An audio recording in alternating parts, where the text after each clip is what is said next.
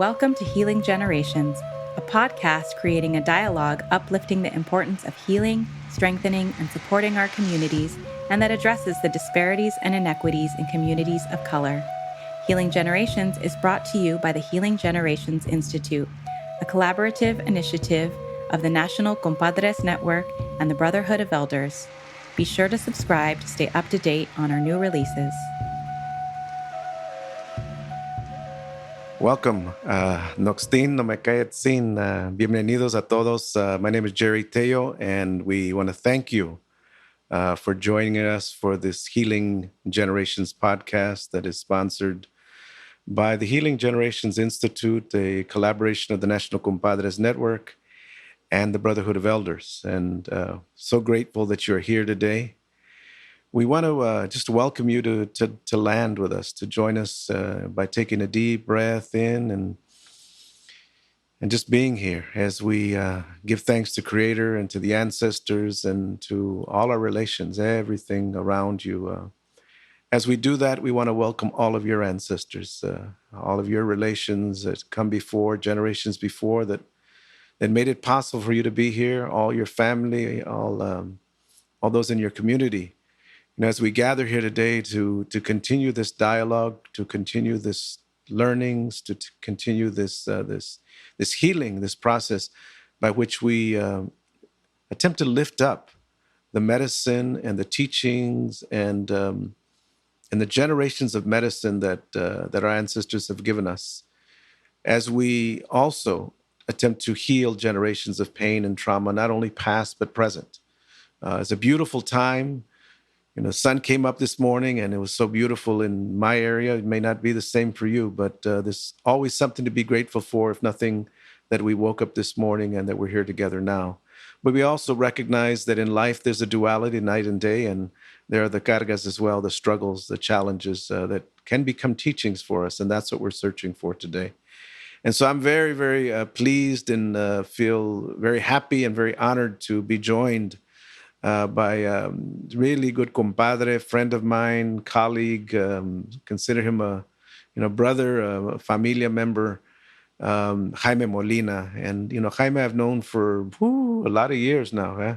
We're a lot younger when we met each other and connected, but it's been a blessing, and so grateful, for him crossing my path and for all the work that he has done. Jaime's a father, a grandfather, a wonderful hombre, a husband, many, many things, but really a servant in the community. He has served the community for many, many years. He also, a clinical social worker as well, and done, a lot of work in communities and still doing work in communities as well. And I'm really, really blessed and pleased just to have him here with us today, for us to have this plática, this dialogue, and for him to share as well. So welcome, Jaime. Maybe some things you want to say to the listeners as we begin.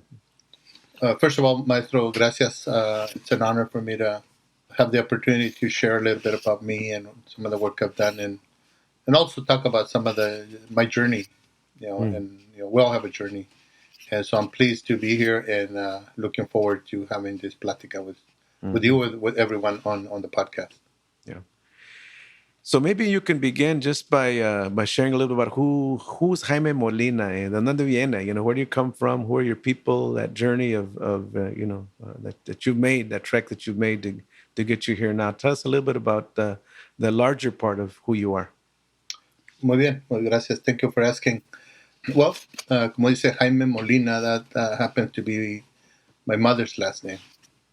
And, for every name, there's a story. And, that's another teaching that we share. That I come from, my mom, Blasa Molina. She's from Zacatecas. Very proud lady. All 4'10", 4'11" of her. And my dad he was from Chihuahua. And they became a couple in Ciudad Juarez, Chihuahua. That's kind of where I lived my childhood. And so I come from my mom's Zacatecas, my dad Chihuahua, Traumara, my mom more of the Cascan lineage. And I'm very proud of that. I actually didn't know that. Now that I know, it's like I'm so blessed to feel that, okay, we have roots. And my mom raised us in Ciudad Juarez. Was actually born in El Paso, but lived for 11 years, my childhood. And let me tell you, it. I didn't have any idea back then when I was a kid that how living my childhood there would impact my life, both in a negative and positive way, because I get to appreciate poverty, and that's something we probably shouldn't say, but I see the gift in being raised in that environment because it taught me the value of things. It taught me that it didn't matter what we had; it mattered most who we were as a familia. My mom, barely knew how to read and write, but she had the teachings. It took me a while, like most of us. It takes a while in our journey to really understand why my mom would always say the same thing. Why she would like give us all these dichos, right? Dime con quién andas y te diré quién eres. Right? One of them. I mean, some of them that will live in me forever. But my mom brought us from Juarez in 1971, and I lived here in Watsonville, California, since then. But it was. I mean, I tell the story to my grandkids now that living in Juarez, if you know Juarez at all, you can't have anything outside your house. If it's not nailed down, bolted down, chained down, it'll be gone in the morning. So my first impression of Watsonville, first of all, I thought it was another world because I saw the sea. I'd never seen the ocean.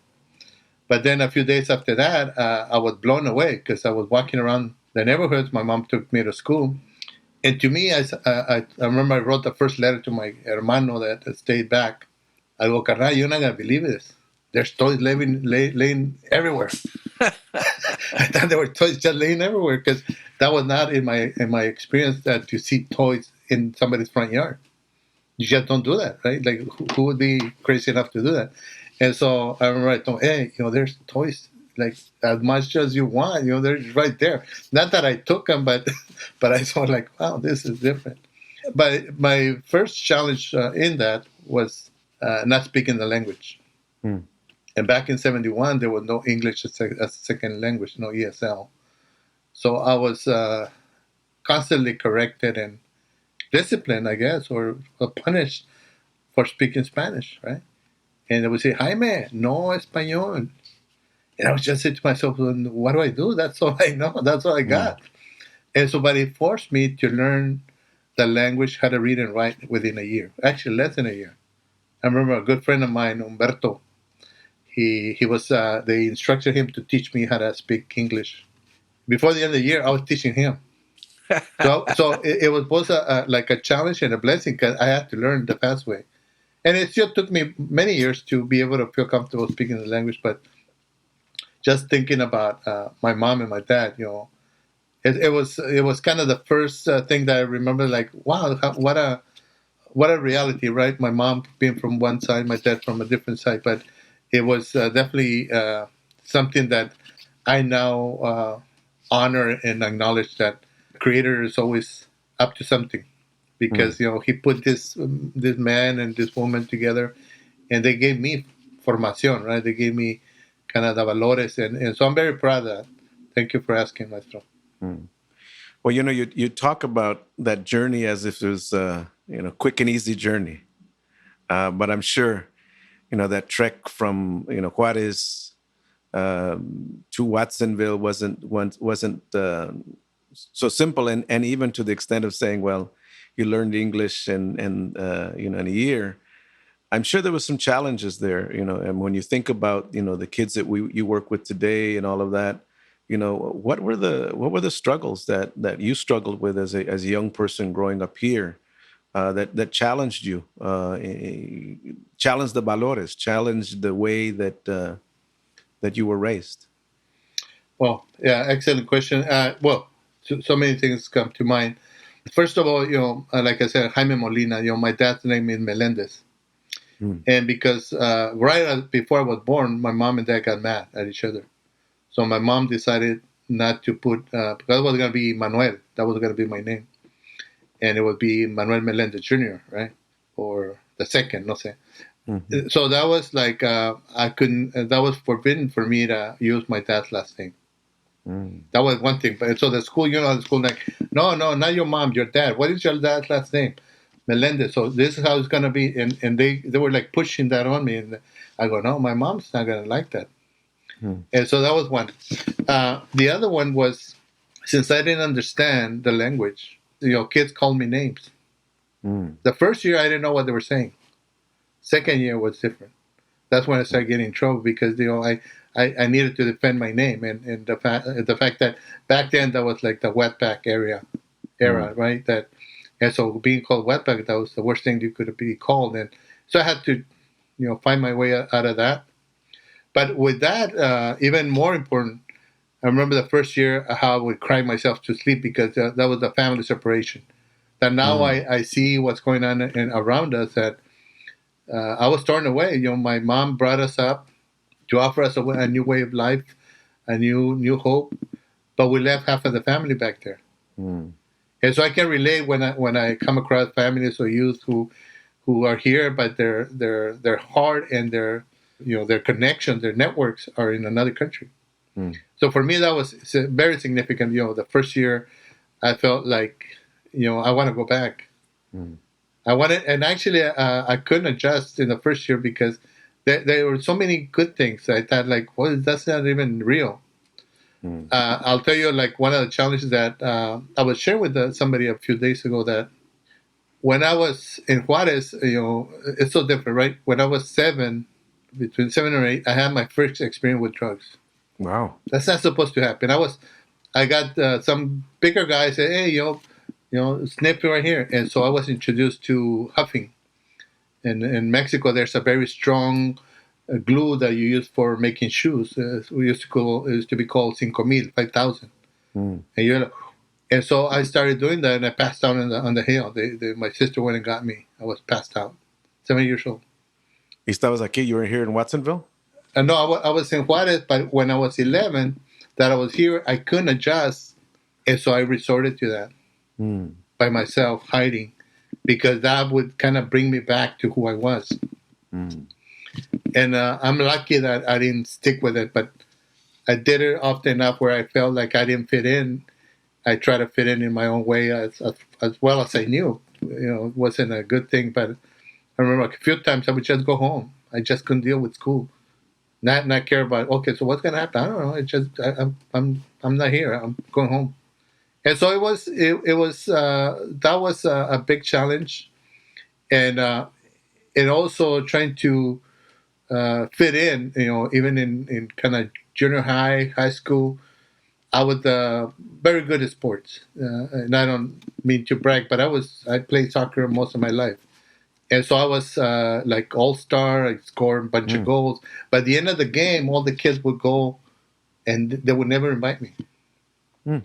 And I didn't know why. It's like, wow, I played well. I mean, I scored 3 goals, and they would never invite me because I was not smoking or drinking like they were. Mm. So in order for me to fit in, I began to do that. And so that was another challenge, that not knowing that I started at 14, when I started like really getting involved in substances. It would take me 18 years to stop, Oh. and I didn't know that was it, because I lived like I was a all-star player, all-star CCS, Peninsula, all state, blah blah blah, and at the same time I was using. Mm. People that took care of me. I was 15 and I had a car. I had people that kind of watched my back. Mm. And I thought I was good, but I was just what we call a mullah, right? I was just somebody, bigger, older guys were taking advantage of me because I was somebody who would like transport and do this stuff. And those are all the things that come to mind as, what were the challenges? Some of the challenges that I had to live through, not knowing that they would mark my life forever, because, we talk about in the work that we do, Maestro, the rites of passage. Well, some of the rites of passage, we know that if we don't do it in an honorable, right way, they come to us anyway. And we celebrate all the wrong things. I thought I was proud because I knew how to use drugs. I knew how to do this. I knew I was good at selling. I was good at getting girls, things that we know that are not honorable. And so all those challenges, they live in us. You kind of we heal from them, but they're still there. Yeah. And so knowing how to manage that was one of the big challenges. And I want to thank you. I appreciate you for even talking about those, because, as you say, they don't go away. Yeah, you talk about them and you remember them, and part of your body and your emotions feel those things again. And I think I learned from a maestro that the reason that happens is because they're reminders. They're still teachings. Mm-hmm. So you don't forget. So you don't go back there, but also so that you can connect with other people that are there. Those. So how did those wounds that you began experiencing and those behaviors you began to experience, how did that affect your life as you grew into an adult? And I would imagine your dad wasn't around, because you said that you had departed from your father. So how did all of these things then affect you when you got to be un hombre, a man? Mm-hmm. Well, it affected again. There were teaching and there were cargas. There was Yeah. baggage behind it because when I was 11, right before my mom brought us up to California, my dad, I looked like my dad, right? Mm. And my mom would take it out on me. They tell me, I don't even remember. Then when I was a kid, my mom had so much pain, so much trauma, that she would see him in me. Mm. And one of my sisters, for some reason, thought it was a good idea to tell me, "Hey, no, Jaime, we used to have to take your mom off of you because she would just beat you up." And it's like, really? How is that going to help me? But that in itself was part of the familia. My mom would always say, "Oh, ese cabrón, he looked like his father." Like, that's something to our spirit, right? To our Yeah. And when I was 11, my dad said, "Quédate conmigo, stay with me." He asked me, I didn't know, and I wouldn't dare ask, did he ask you to stay? But I remember I was, to this day, I'm 61 now. And I told my dad, "You're a man and you're going to be able to manage. Later on in life, my mom's going to need me." Mm. Where that came from, Maestro, I don't know. Ancestors spoke through me, but I was able to say that. Mm. And my dad was real, sad, but he understood, he accepted. So when I began kind of my dating stage, right, my rite of passage, Mm-hmm. and throughout my life, I would say I will never ever do what my dad did to me, which was abandon his kids. Because my mom threw him up, but he also took off, right? Yeah. He had a lot of wounds that he thought that he needed multiple women in his life. Mm. And so for me, it was like really important, like never ever abandon your children. Mm. So as I became more of a full blown addict and started getting caught, started getting in jail, started like losing jobs and not being responsible, that all kind of came with me. Mm. I would say, well, how am I different than my dad? Mm-hmm. And then eventually, in my 20s, I left my house. I left my family Mm. because it was both a challenge and a conscious decision because I thought like my life was so disorganized, in chaos that my kids were afraid of me. Mm. And as a father, Maestro, usted as a Yes. grandfather, this is the worst feeling you can think of. Yeah. That you know that your children they don't trust you, they're fearful. And I remember I could not speak. I was so under the influence that there were no words that would come out of my mouth. Mm. And I said, "What am I doing here? I'm just hurting my kids more." But then there's the other side of the coin because people say, "Well, I'm doing what my dad did." Mm-hmm. And so that was kind of one of the downfalls of my addiction to live in the streets and living with a shame that even though it's been so long, I lived in the streets. I was a hustler. I mean, I took care of myself, but I was alone. It didn't matter how much money I had. I was still miserable. And it would be my daughter's birthday. And I would be watching from afar. Mm. They're having the birthday party. And And so those are the things that they're still with me. I know how to manage that, and I moved from that, but I still remember that that was very significant. Yeah. When I had to, and I'll try to change the tone. I don't want to get too emotional, but I would go to jail, and my kids were kind of embarrassed, my older ones, right? And so eventually I got got caught in a very serious thing related to drugs and hanging out with the wrong people. That they were saying like you're going away for 12 years.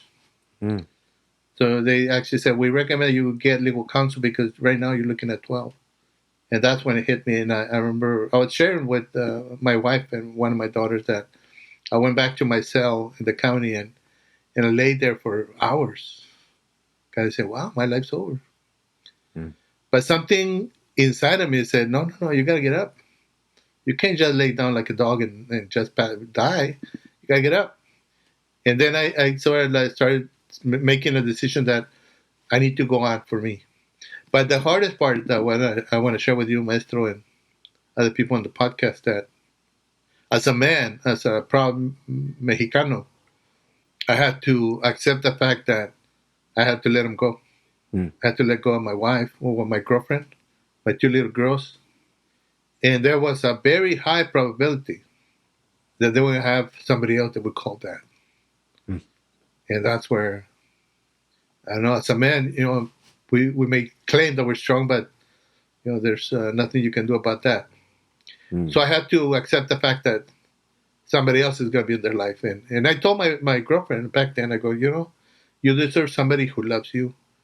You have done nothing wrong, so you're free to find somebody who loves you like you deserve. And she said, don't worry about the girls. I'll take care of them. But that was kind of part of the other turning point. That was part of what I hold on to, the turning point in my life where I said, well, most likely, and if I make it out, because I'm looking at 7 years, Mm-hmm. I will always try to be near them. But the hard part, from hombre a hombre, I thought, the hard part is going to be accepting that somebody else, some other, maybe a good dad is going to be with them. Mm. And she's going to have somebody who loves her and takes care of her. And I had to let that go. Okay. And it almost made me crazy because I was sitting in San Quentin for about a month. I was there a lot longer than that, but for the first month, I couldn't sleep. I was running the tapes. We it's a constant way of running the tape, and everything I had done, including being on the chain gang and coming into San Quentin, and I'm looking like inside, and I realized, oh my God, what did I get myself into? Mm-hmm. And that's where you think that life's over, but I already had made a commitment. I'm not gonna be here longer than I have to. Actually, I said I'm not gonna be here one day longer than I have to, and I'm never gonna come back. So I used that fuerza that I didn't know that was in me because I didn't know. I know that my mom did a lot of work on me, and not just my mom, my abuelitos and ancestors, that they made me strong in more ways than I even thought I had, and so it helped me stay to my commitment. And yes, I had to defend my life several times, and not get in trouble because I needed to get out. I needed to be close to them. Mm. I didn't know how it was because one thing that I want to share with the listeners that I did 44 months in the state. I had done a year in county, so that's a lifetime. Some of us have a hard time staying put for 44 seconds or 44 minutes. No, now when you think about like we're like 50 something months, and then when somebody taught me in there, they gave me a teacher like don't count days because you're gonna go crazy. And I almost did in San Quentin with the first month, kind of thinking about it, and I had to break down and just ask Creator to guide me and to support me in healing or moving forward.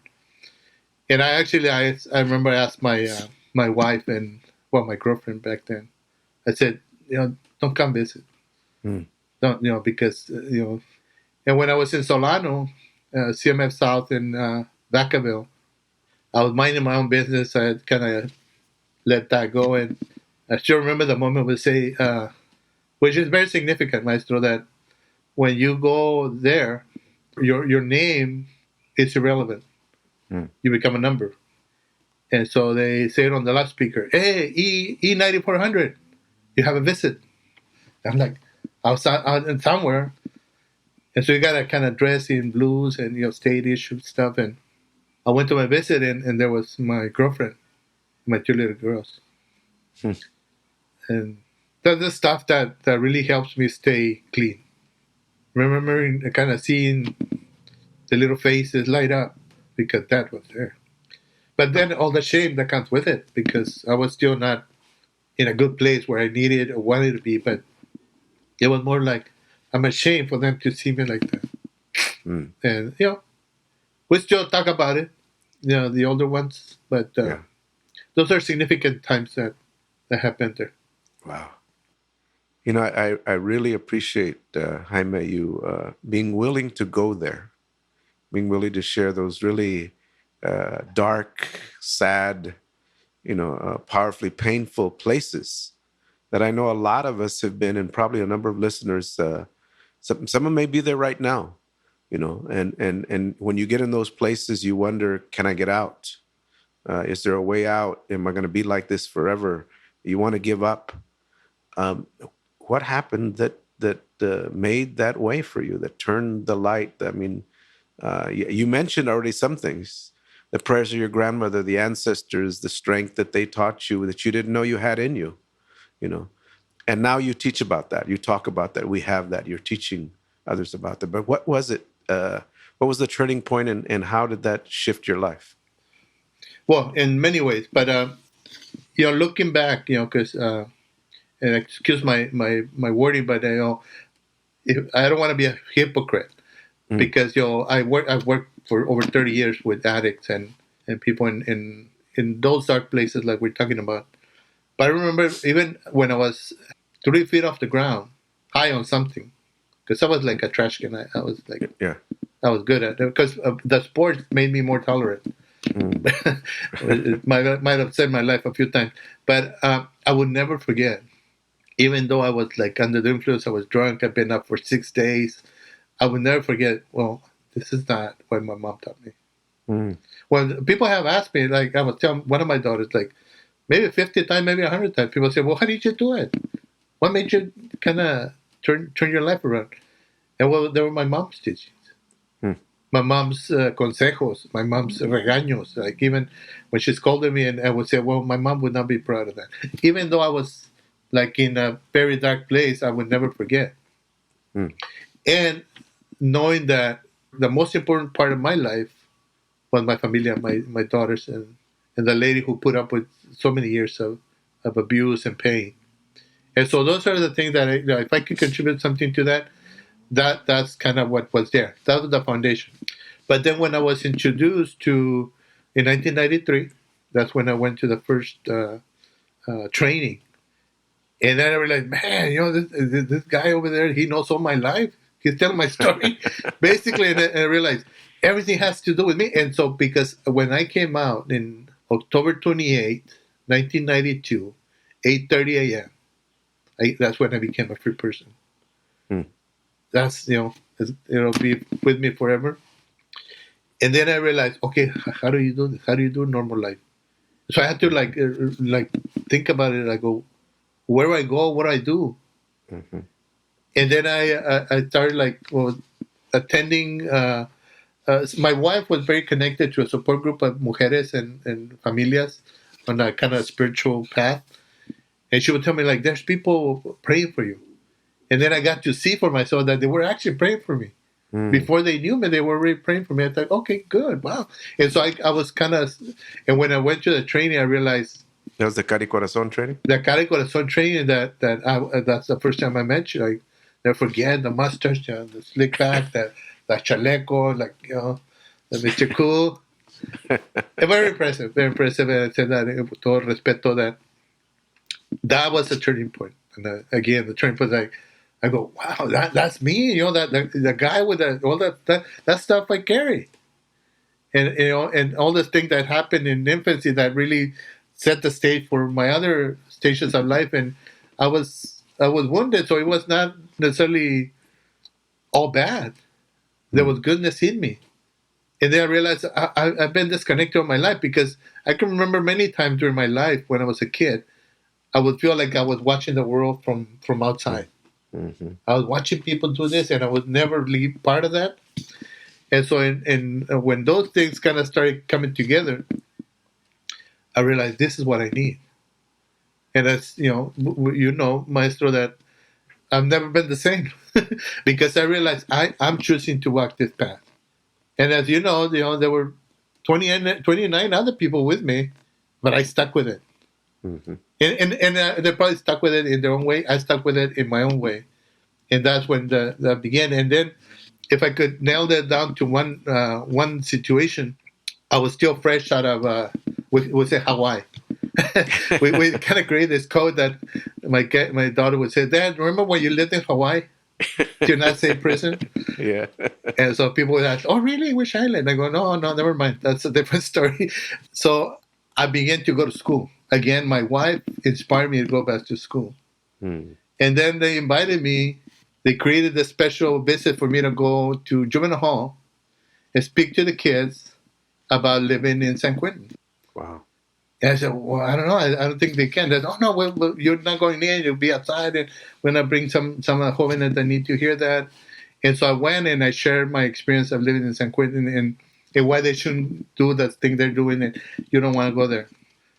It really felt good to share that, because some of the kids were like you had the come of they call the deer eyes, like, Yeah. they were like scared to death, like, some of them. And then I was walking away, and then one of the kids said, hey, I don't remember if they said my name or not, but they said, hey, are you gonna come back? Mm. And I said, like, I don't know.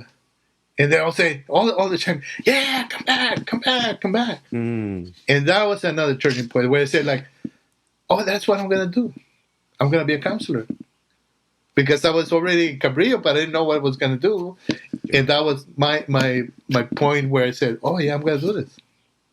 And so that began my other journey, and I realized that by sharing my story, I was sharing the hope. Because now I was working, I was out of it, I was out of that, and I was staying on this path. And that was just kind of back in the beginning. That was like 93 or so, 94, because that was like significant that it sent me a different direction. And then I realized that, and again, Creator has, the Creator always has something in play. I use this concept, like, when we're down to nothing, he's always up to something.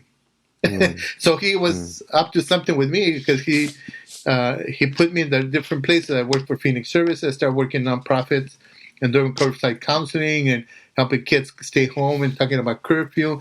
And then it started really setting a path for me. And then I had been introduced to Cara y Corazon, which I thought, oh, that's who I am. That's what I needed for me back then. Mm-hmm. Mm-hmm. And then I began to realize that, so how many people do I know that are where I was? Mm-hmm. All my friends, unfortunately, and some of them never recovered. Some of them, they're no longer with us. And when I came back, I remember when I came back, one of the biggest challenges was, like, staying true to what I decided to live. Because a lot of my friends, you know how friends are. They have their own ways of thinking that they're supporting you. Yeah. Where they say, here, llévate eso, and just get back on your feet, and then you pay me later. And I thought, no, I don't want to do that. And others were like, why kid yourself? You're not doing the same thing. And so all of that came, and I had to, like, oh, no. And a lot of criticism, but I knew that there was a better way. Yeah. And I was focused on helping people who were, like, willing to listen to my journey. And then I started, for a while, I was sharing kind of my journey and my struggle and my hope. I got involved with AA, NA, the spiritual kind of formats. And it really helped me kind of ground myself. Mm-hmm. And, of course, being connected to a teacher. And, it was different. Remember my story? It was yes. Not as present as today, but nevertheless, I want to acknowledge that that Creator put you in my life for a reason. And my life and my family's life changed so much in such a good way, maestro, that I was sharing with people that so many negative things were transformed in a positive blessing, that I thought I'm gonna die any day, because so much good stuff is happening around me. I'm probably gonna die any day. you know and it's true. People know me that I was like scared. I go, what does it mean that I'm gonna die young? Because so many blessings came from all the baggage, all the pain that I had, that they became a positive thing. And so I realized that I had opportunities. I had so many opportunities that I know we probably won't have enough time to cover that, but I got to do national work around juvenile justice reform. I went to school, got my master's in clinical social work. I got my license. I got to be part of Reclaiming Futures. I got to be do many different works and projects that really work for the community. Everything I do and everything I see, I'm always thinking, how does this help the people that I'm part of? How does this help the familias? And one of the biggest blessings is being honored to be a Cari Corazon facilitator, circle keeper, because that helped me, what we say, pay it forward, pass it on. It was like sharing the wisdom and sharing the awareness that really helped me heal. Yeah. Because for me, it has been nothing but a healing journey. And like I said, some of the stuff is still there, but I know that there was a reason, and that even though I can't change any of that, I choose to live for today, and I choose to be a good example. And back then, I only had 2 daughters, now I have 4. And one of the biggest things around that is that I got to have 4 quinceañeras for them. I'm not worried. I'm not focusing on the cost. That still hurts, right? But more of the blessing, the being a real dad.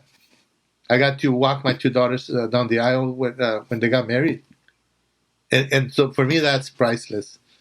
And most of the work that I did, it was passing that on to people that are going to go to Hawaii, or people who have no way of knowing that why they keep getting high, and it's only been 20 years. And so some of the teachings about cargas y regalos, the baggage and gifts, I've been fortunate to be able to share those teachings in different settings, in schools, in juvenile halls, and people coming out of prison, people who are going to reunify with their familias.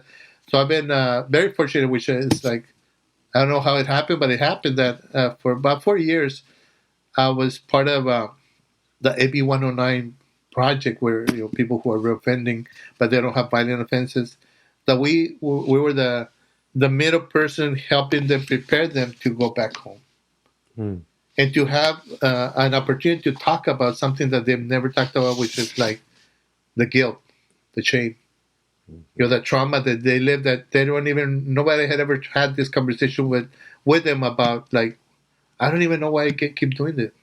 And it was something that, as we know, it was even actually somebody else's baggage that they carried. Yeah.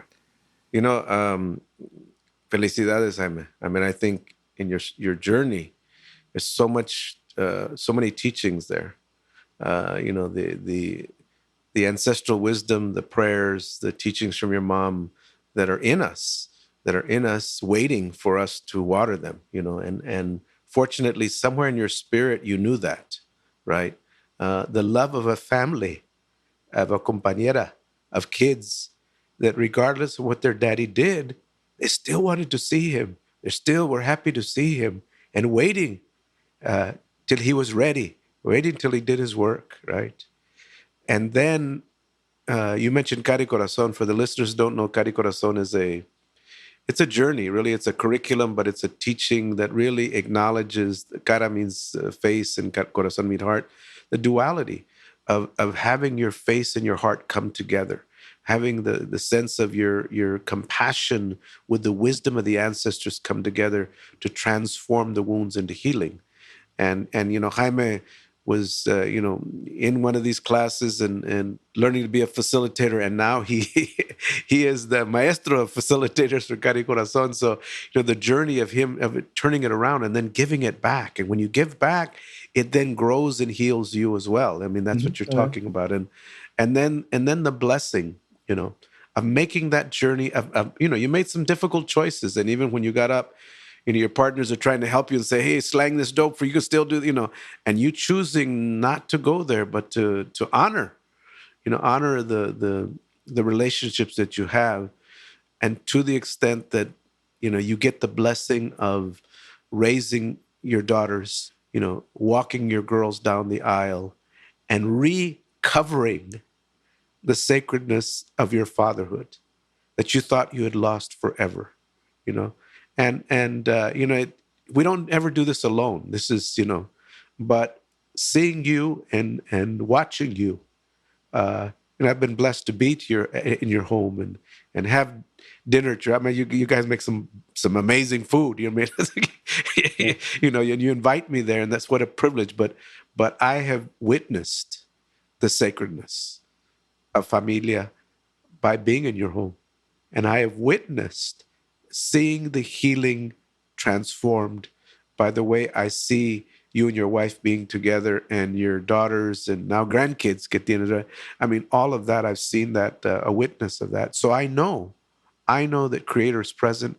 I know the ancestors are alive, and I know the medicine works, And I just really want to thank you and congratulate you for being that example. And now you're giving it back. You're teaching others to do the very same work that you've done for years, So, I just want to acknowledge that journey, Jaime, and que no es fácil. It's not easy. It's not an easy journey, and the baggage doesn't really go away.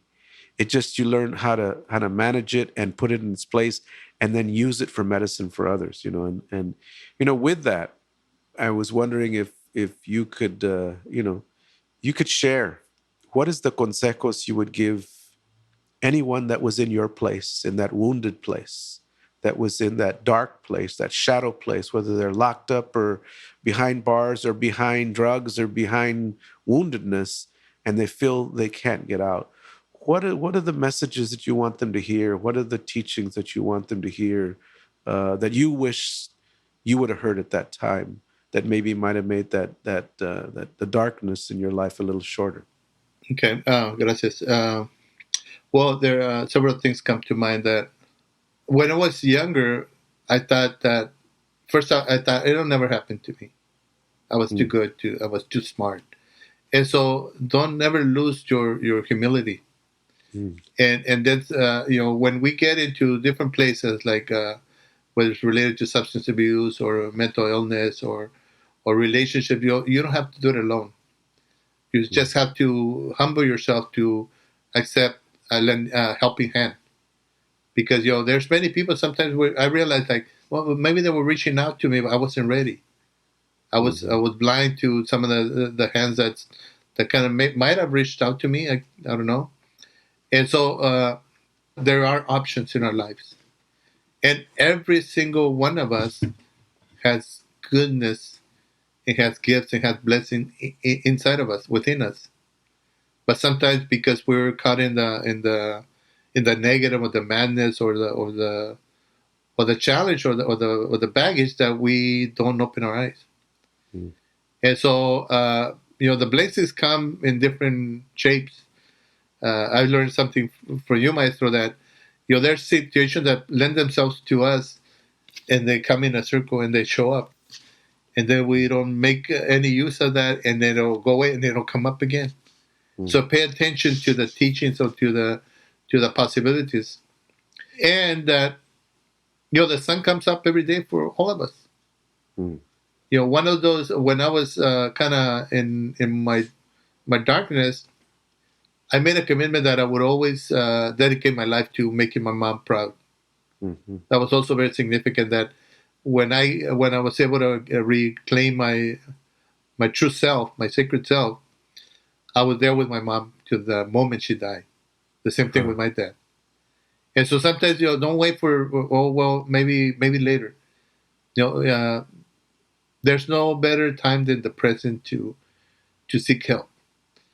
And many of us, including ourselves, we're here because it is our destino to be there for others who have the blinders on, that they think that a man is too proud to ask for help. No, there's a lot of hope. There's a lot of healing. There's a lot of goodness and greatness in these communities. Even though there's a lot of madness, there's a lot of good in our communities, and there's people who are reaching out every day. And so I would invite men and women alike, and you, young and old, that it's never too late to turn a life around. And if you look, I mean, I'm in the process, and I'm looking for a maestro Jerry to guide me. And I no, because I made a decision, and actually, you're not gonna believe it. It's today, June 10th, 2021. Me and my wife had a talk very early in the morning, 7 o'clock in the morning. We're drinking cafecito in the patio. That the sun was out over here, very nice. And I thought she was gonna tell me something like I forgot, right? Like, Jaime, I gotta talk to you. Oh shit, ya se me olvidó algo, right? And she said, no, I want you to write your book. And so I have a book that is kind of halfway in. It's called A Turning Point. That's the name of the book. Mm-hmm. It's not a book. It's an idea. It's a vision. And so if you have a dream, go for it. Mm-hmm. That's another consejo I want to give the other listeners, that and if you have a dream, don't let anybody take it away. Be true to yourself, and be all that you can be, because there's so much to life that sometimes we neglect, and we pass up because we're so caught up in thinking that it's all about this, all about that, or like I'm too proud to accept help. No, there is a better way, and la cultura cura is for reals. Mm. It's not a myth. It's not a hypothetical situation. It's a everyday life journey that we walk. It's not rocket science. It's true, and that's the most beautiful thing I appreciate about our teachings, Maestro. That this is how people live every day. Yes. This is not about, we read Once Upon a Time in a Little Town. No, no. This is how life is here, and so we get to be part of that, and we're here to help in any way we can, and that's our destino Mm-hmm. to share that with others. Yeah, yeah. Well, that's a beautiful announcement, and I want to say it right here in front of all these listeners, that I'll give you my palabra. I'm going to help you do that book. I'm gonna Gracias, Maestro. I'm gonna help you in whatever way we can. We're gonna get your story and get these teachings put into to paper, so that it can be shared with more people, because other people need to hear. There's a lot of people that are wounded that need to heal. But it is an honor to be with you and to see the ancestors' dreams come true. It's an honor and a blessing to see the medicine that has worked. It's an honor right around Father's Day here to see an honorable father. Gracias. And I know it's still a journey, and todavía, we still, you were afraid this morning your wife was gonna scold you for something. I forgot something. but it's not about being perfect. No. It's about being present, and that you were there to listen to her. Whether she was gonna scold you, but the beautiful thing is she says, no, I want you to write this story. That she's right there with you. And one of the things that, we say it, but maybe we don't say it enough. The power of the mujer in our lives. Oh, yeah. And, well, I proclaim it everywhere, like she's a hero. Yeah. Yeah. And I know her, and I know she has the medicine, and her medicine comes through you, and her medicine, comes through your children and your family as well. So I want to acknowledge your esposa, and all the women that haven't given up. Don't give up on us. And sometimes have to step away, so we'll pay attention, or have to, whatever that is. And people need to do what they need to do, but as an acknowledgement of you and your familia, just want to say thank you. Thank you for your teachings. Thank you for your life. Thank you for the work that you continue to do. In training others in Cari Corazon, in giving teachings and being an example, and really bringing the healing medicine of our ancestors to fruition and to life. Thank you, Jaime. y que Dios te bendiga, Muchas gracias, maestro. Always an honor to speak with you and to platicar, right? Yeah. Appreciate it. With that, I really just want to thank the listeners, for being here and reiterate to you, each and every one of you, that, you are sacred and a blessing just the way you are. And that we all carry, the blessings and the teachings of our ancestors. Sometimes we just need to stop and slow down and listen and pay attention and recognize that with those blessings, we also carry the challenges and baggage and cargas of our generations. And with that, we have the opportunity to break cycles and to create circles of love and continuation. And that's what we need to do in our community. That's the whole focus of this podcast and this journey of how is it that we bring more healing and more blessings to our families, to our relationships, to our communities, and lessen the burden that has come from generations of oppression and racism, all these things.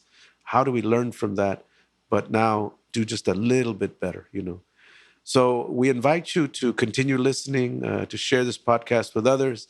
If you have comments, please, share them with us, and continue to listen in that way. And we thank you so much for being part of our journey here. And may the Creator continue to bless you, and may the ancestors continue to guide you in your way. As my wonderful compañera says, you gotta guide with your heart and lead with your spirit, right? And that's in that corazón and that spirit, really let it guide you and let it bless you and let it heal you that way. Thank you very much. Que Dios te bendiga. Klasuka Marley. Ometeoro. For more information about Healing Generations and the Healing Generations Institute, visit nationalcompadresnetwork.org and be sure to subscribe to stay up to date with our new releases.